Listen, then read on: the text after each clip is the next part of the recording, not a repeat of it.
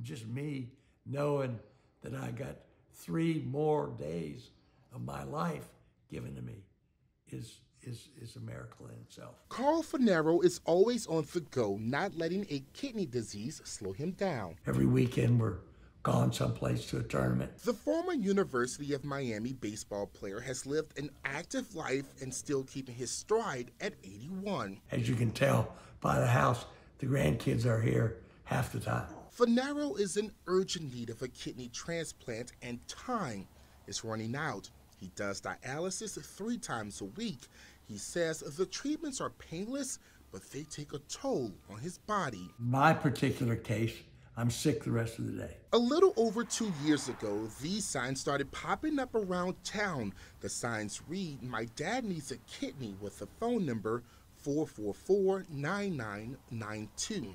Fanaro says the signs were his son's idea, calling it a Hail Mary of a plan. My thinking was, why in the world would anybody answer a sign to get major surgery, give one of your organs away to somebody you don't even know? Fanaro says the signs were a moment of desperation, as his chances of getting a kidney through traditional channels were null. By the time, which usually takes somewhere between 2 to 5 years, I'd be too old to have to get a kidney. Dr. Silas Norman with the University of Michigan says the average wait time for a transplant is a little over 4 years. He says transplant programs set their own practice and factors that could disqualify a patient based on age and overall health. The difference between how long we expect them to live on dialysis versus how long we expect them to live with a transplant has narrowed considerably. Right now, there's about 90,000 people on the National Kidney Transplant waiting list.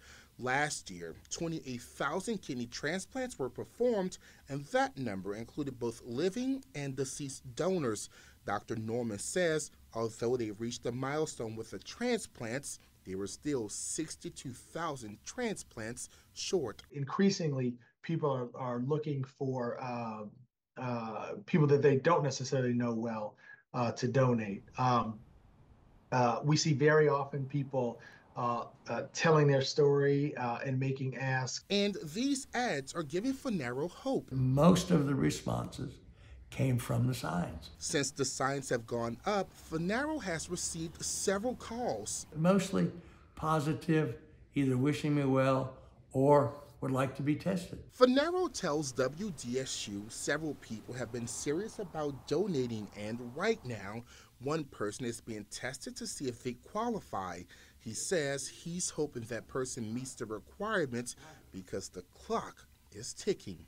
My biggest fear is that I'm running out of time. According to Fanaro, his case may be closed if he doesn't find a donor by the end of this year, but he's hoping these signs bring goodwill. Like Jim Valvano said, don't give up, don't ever give up, because it can happen